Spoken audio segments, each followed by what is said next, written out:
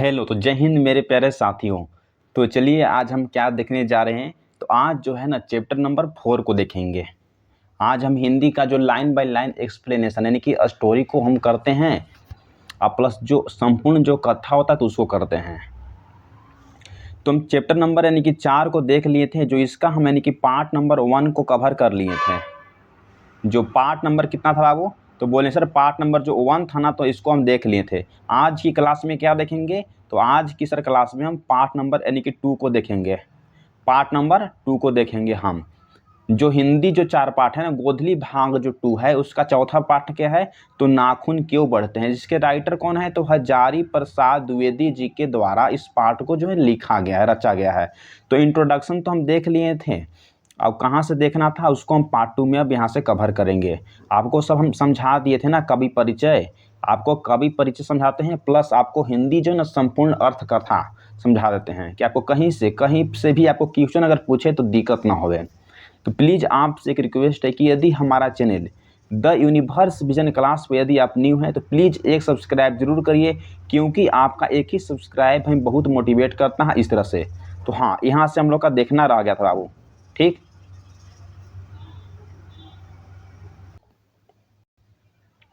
तो देखिए यहाँ से हम लोग देख लिए थे ना कि बड़े बड़े नाखों को पसंद करते थे, और जो दक्षिणात्य जो लोग होते हैं ना वह छोटे नाक को पसंद करते हैं। अगर आपसे 1 मार्क्स के प्रश्न में अगर पूछ लेगा कि जो गौड़ देश के अगर लोग होते हैं, तो गौड़ देश के लोग उन दिनों जो है ना किस नाखून को पसंद करते थे, तो सर बोलना होगा कि बड़े बड़े जो नख है ना उसको रखना पसंद करते थे।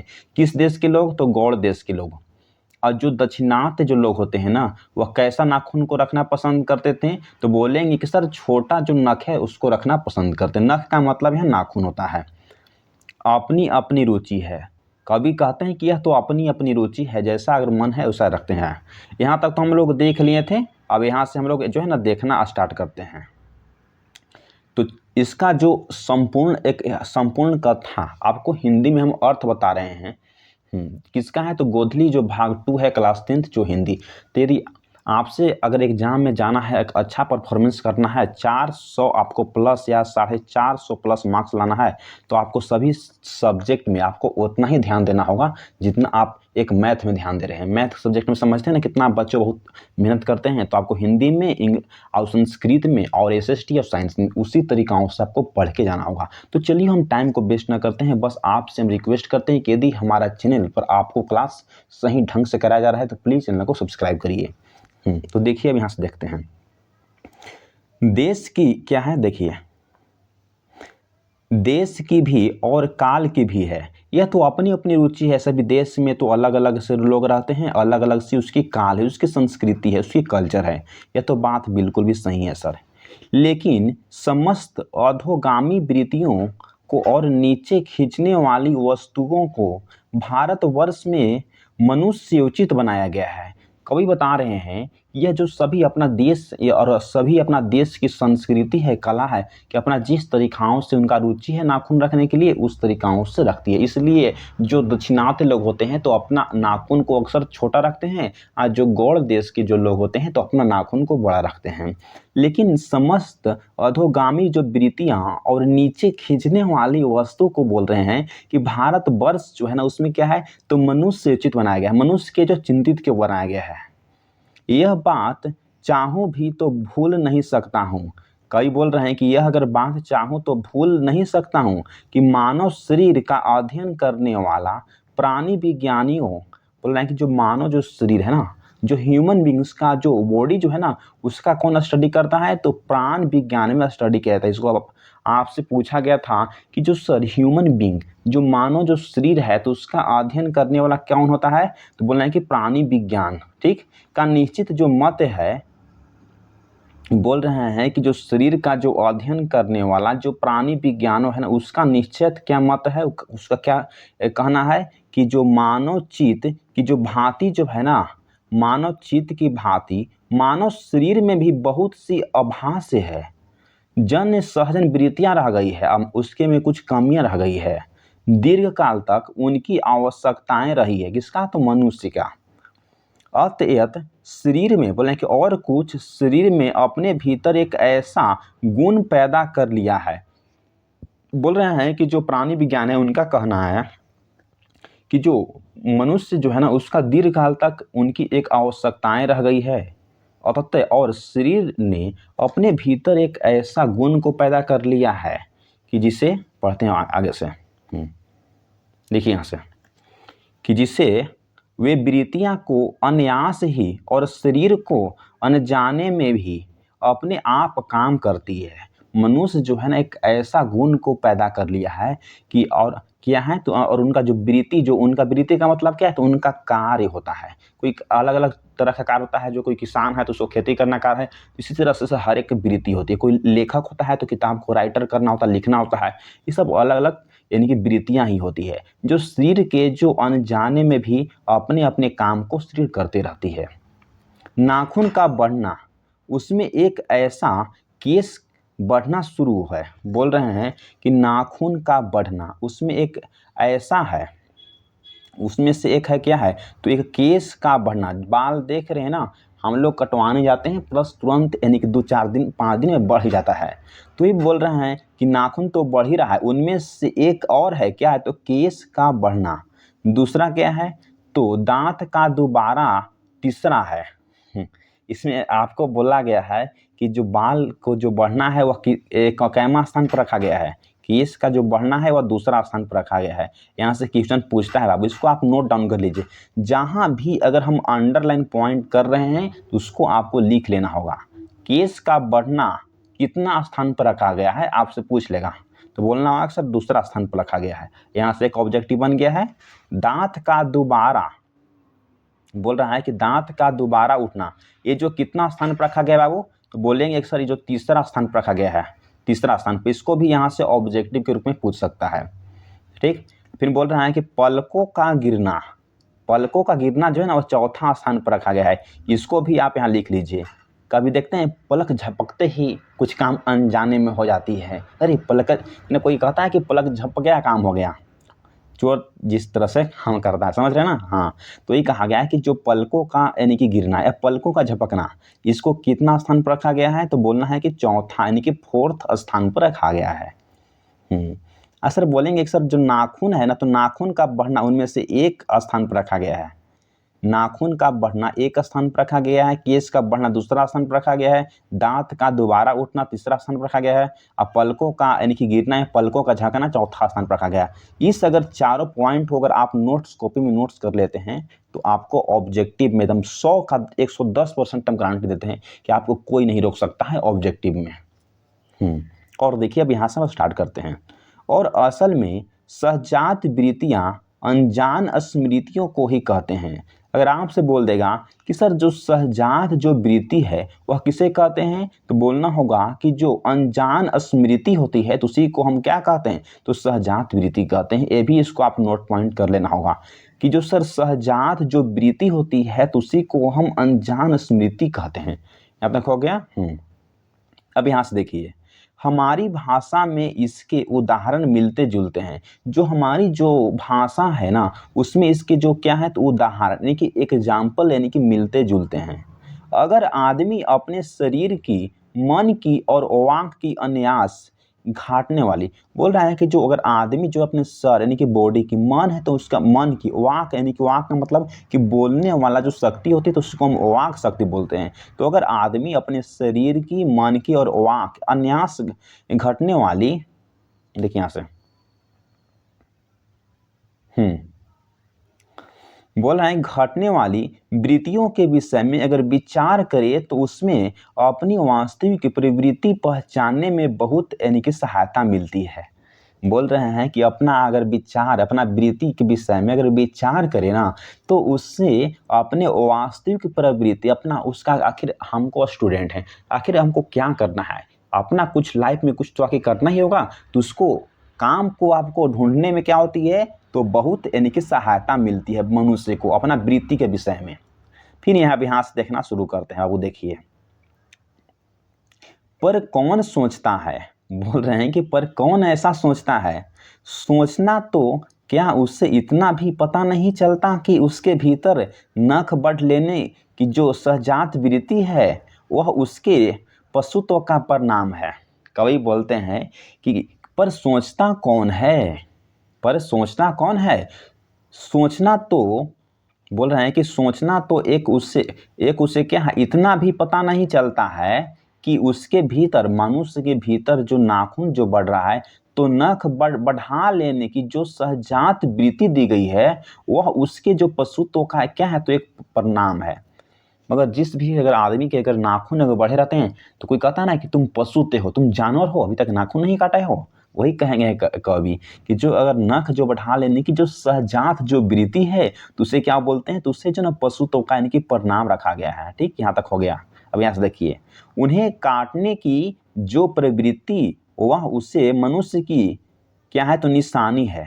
बोल रहे हैं कि उन्हें जो नाखून जो है ना, उनकी काटने की जो प्रवृत्तियां हैं, जो कार्य हैं, जो ना हम लोग का तो कार्य है कि नाखून बढ़ेगा तो नाखून को काट देना है, आप लोग जान ही रहे होंगे। तो हाँ, दूसरा क्या है, दूसरा कार्य है, प्रवृत्ति है।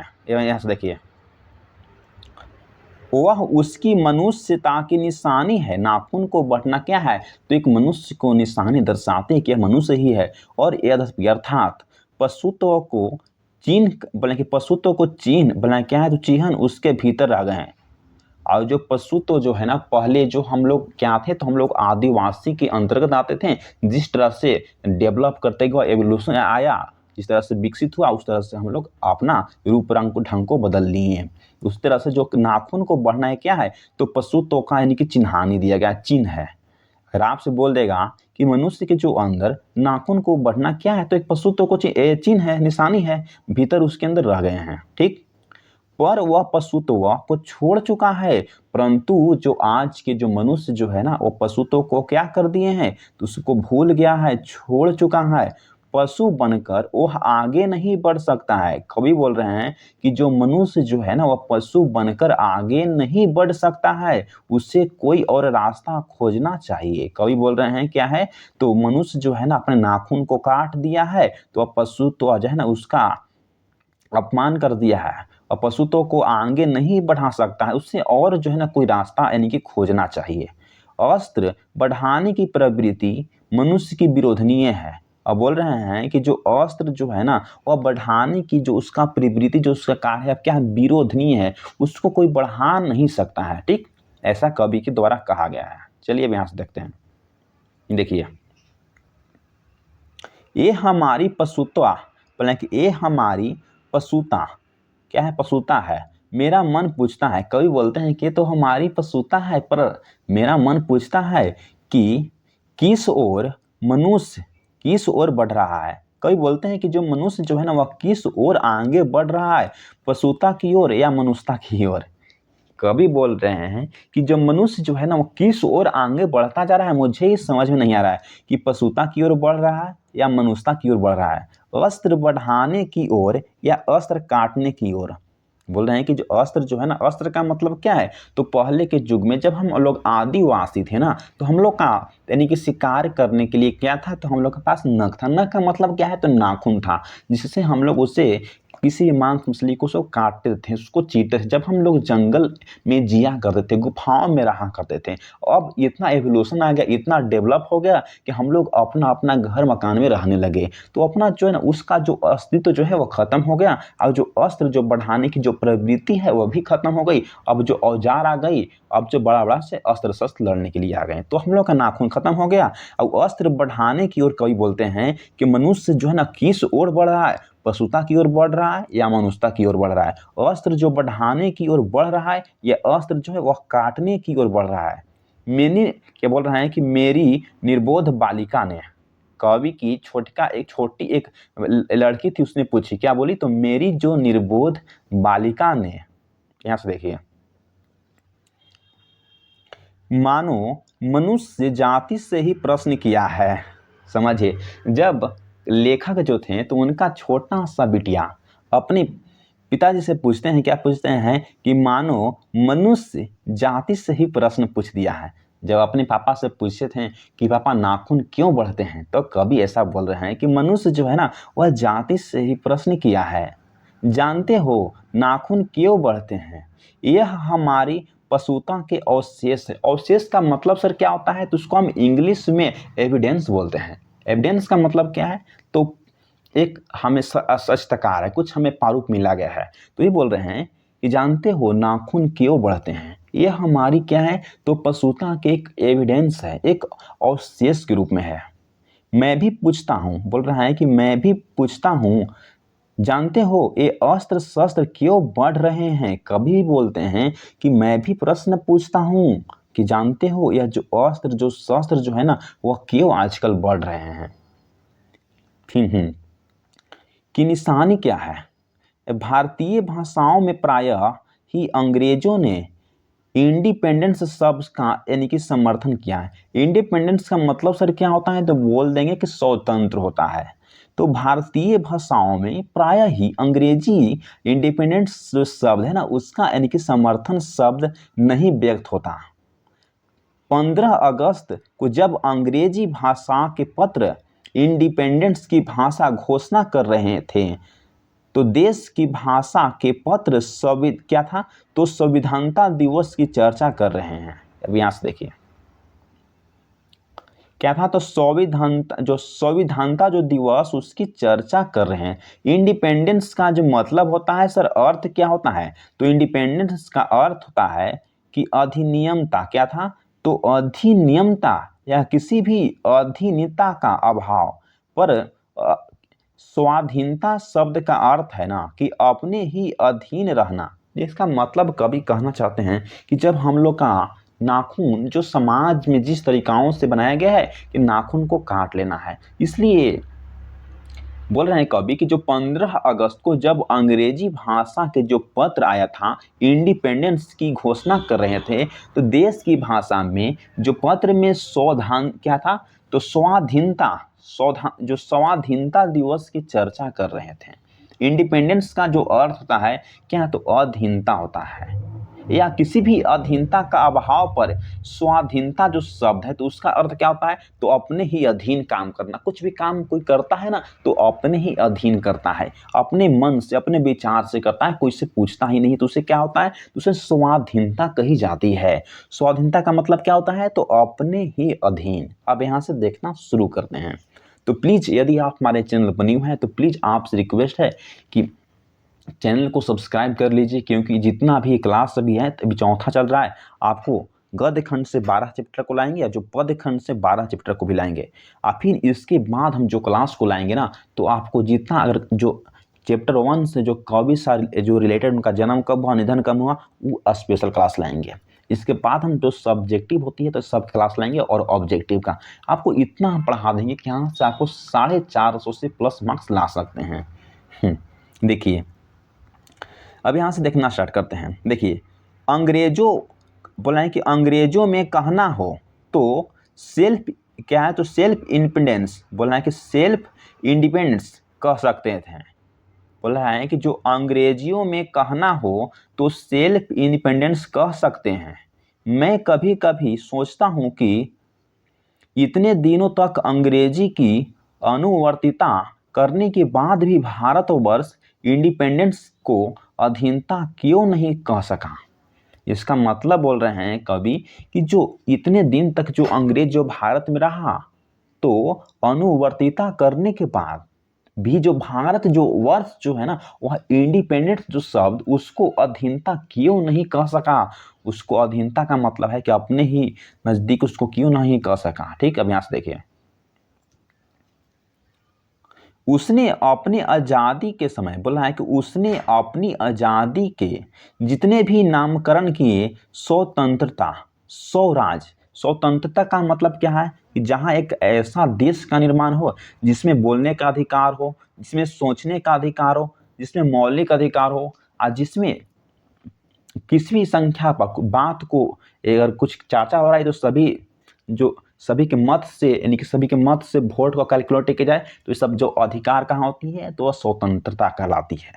स्वराज जो अपने ही राज्य में सभी देश जो सभी जो अपने लोग होते हैं तो उसी कम्युनिटी के साथ बैठक करके एक किसी को चुनना जो उसके राज्य में होती है, जो उसको हम लोग अभी मुखिया के रूप में बनाते हैं, तो उसको क्या कहते हैं, तो स्वराज कहते हैं। ठीक, तो उसी कहा गया है कि स्वतंत्रता हो गया, स्वराज हो गया, स्वाधीनता, स्वाधीनता, उन शब्दों में जो स्व शब्द का जो बंधन जो है ना वह अवश्य रखा है। यह बोल रहे हैं कि यह क्या संयोग की बात है, यह हमारी समूची परंपरा ही अनजाने में हमारी भाषाओं के द्वारा प्रकट होती रही है। हो गया है, देखते हैं, देखिए, प्रकट होती रही है। मुझे प्राणी विज्ञानी की बात फिर याद आती है। कवि बोल रहे हैं कि मुझे जो है ना, मुझे जो प्राणी विज्ञानी की जो बात यहाँ से फिर हमको याद आती है, क्या याद आती है, देखते हैं। सहजात वृत्ति अनजान स्मृतियों का ही नाम तो है। कवि बोल रहे हैं कि जो सहजात जो वृत्ति है वह अनजानी स्मृतियों का नाम ही है। स्वराज का मतलब है कि अपने ही राज्य में जो सभी जो लोग स्वतंत्र होते हैं, जो सभी का एक समान तरीकाओं से उनको वैल्यू दिया जाता है, तो क्या कहते हैं, तो स्वराज।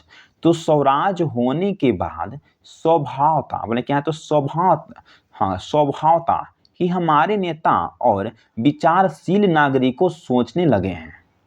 जो हमारे देश जो है ना उसमें सब स्वभावता ही अपने नेता, अपने विचारशील नागरिक सोचने लगे हैं कि इस देश को सच्चे अर्थ में सुखी कैसे बनाया जाए।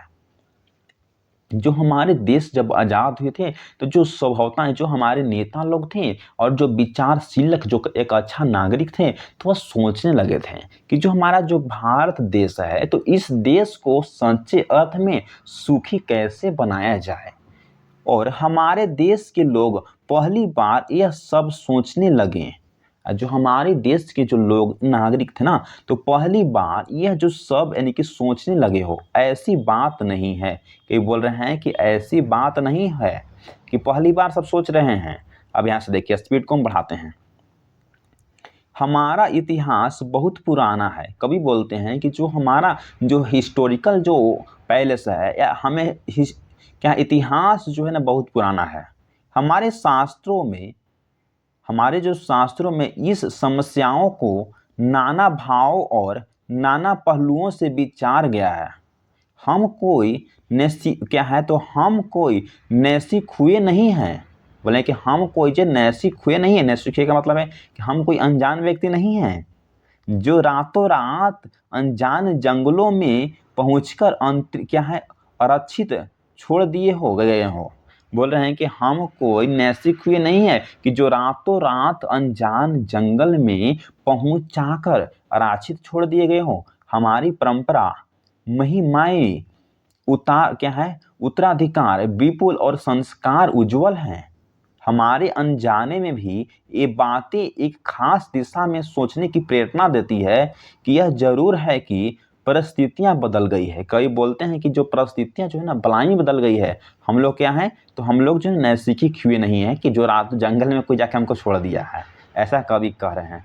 फिर अब यहाँ से देखिए, उपकरण नए हो गए हैं। जो आजकल जो टेक्नोलॉजी की दुनिया बहुत तेजी से बढ़ती गई है, तो इसी को कहें कि जो उपकरण जो है वह नए हो गए हैं और उलझने की मात्रा बहुत बढ़ गई है। और आजकल की दुनिया में कोई की अगर कुछ हल्का सा भी झूठ सच बोलते तो वो विश्वास कर लेता है, वो बिलीव कर लेता है। तो ये बोल रहे हैं कि आजकल उपकरण इतना तेज बढ़ गया है कि उसको उलझने की जो मात्रा बहुत ही बढ़ गई है, पर मूल समस्याओं बहुत ही अधिक नहीं बदली है। जो पहले की जो समस्या, जो मूल जो समस्याएं जो ना वह बदली नहीं है, जस की तस है। भारतीय चित्त जो आज भी अधीनता के स्वरूप में न सोचकर स्वाधीनता के रूप में सोचता है। इसका मतलब सर क्या है, तो जो भारत के जितने भी जो लोग हैं ना, वह दूसरों के बारे में कम सोचते हैं और अपना ही बारे में ज्यादा सोचते हैं। जो अगर अपने ही बारे में अधिक सोचता है तो उसको हम बोलते हैं कि स्वाधीनता के रूप में सोचता है। जो दूसरों के बारे में जो सोचता है तो वो अधीनता के रूप में सोचता है। तक हो गया। तो आजकल तो समझते ही होंगे आप कि जो सभी जो लोग होते हैं खुद अपना बेनिफिट देखना चाहते हैं। वह हमारे दीर्घकालीन संस्कारों का एक क्या है, तो फल है। वह जो हमारे दीर्घकालीन जो संस्कार है तो उसका एक फल है। अब यहाँ से देखना स्टार्ट करते हैं। देखिए देखिए, वह स्व के निबंध, बोला कि वह स्व के बंधन को आसानी से छोड़ नहीं सकता है।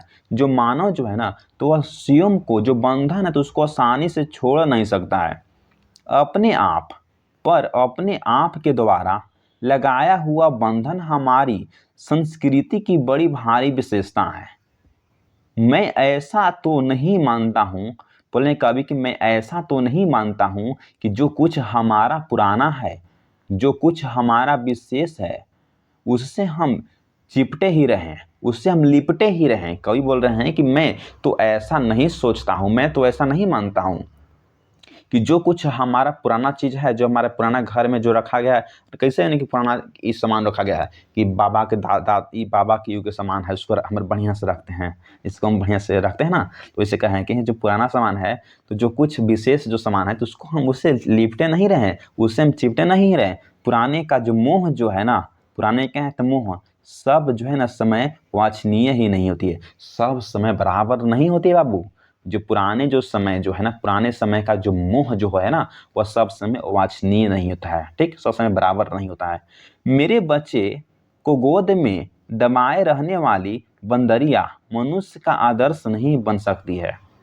यहाँ से तो प्रश्न पूछता ही पूछता है, इसलिए आपको हम कह रहे हैं कि इसको आप लिख लीजिए, इतना पॉइंट को क्या लिखना है कि जो मेरे बच्चे के गोद में दबाए रहने वाली जो बंदरिया जो है ना, वह मनुष्य का आदर्श नहीं बन सकती है। इसको आप लिख लीजिए।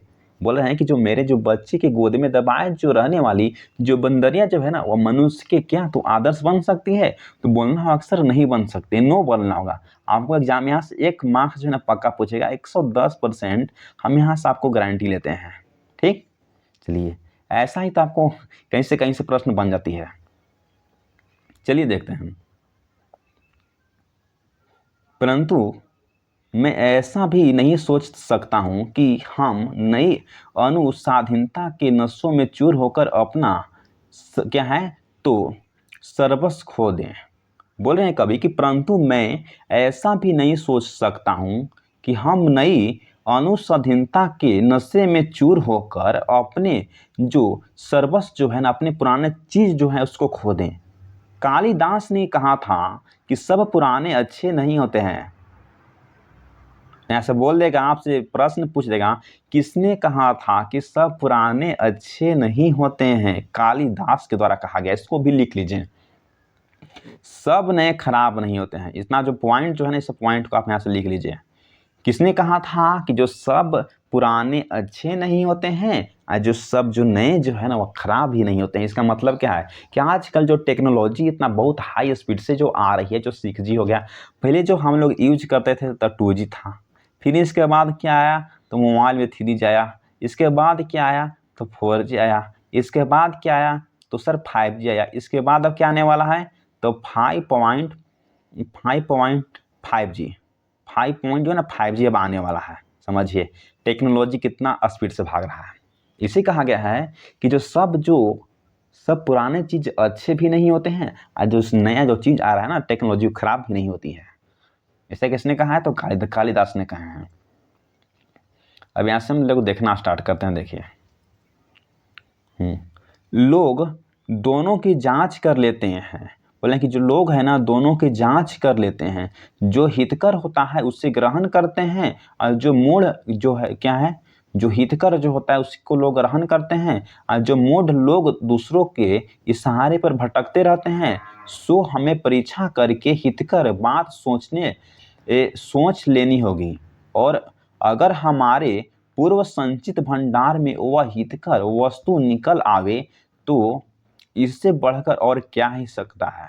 कई बोल रहे हैं कि हमें दोनों की जांच कर लेना चाहिए। जांच कर लेते हैं कि जो अगर हितकर होता है, जो अपना होता है तो उसको हम ग्रहण कर लेते हैं, और जो मूढ़ लोग जो दूसरों को इस सहारे पर भटकते हैं, जो उसको वो बात कर दिया तो उसके चलते लड़ाई कर दिया। इसी कहा गया है कि जो मूढ़ जो लोग होते हैं ना दूसरों को बात पर वो भटकते हैं। सो हमें परीक्षा करके जो हमें क्या करते हैं तो हमें परीक्षा करते, कोई व्यक्ति होता है ना जो अपना भेद लेने आता है, भेद लेकर उसके बात उसके से करता है, तो इसे कहा गया है कि और हमें परीक्षा लेकर हित के बात सोचने लगती है, यानी कि दूसरों की वह बात सोचने लगती है।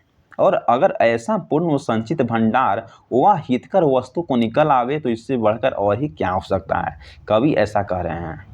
अब यहाँ से देखिए बाबू,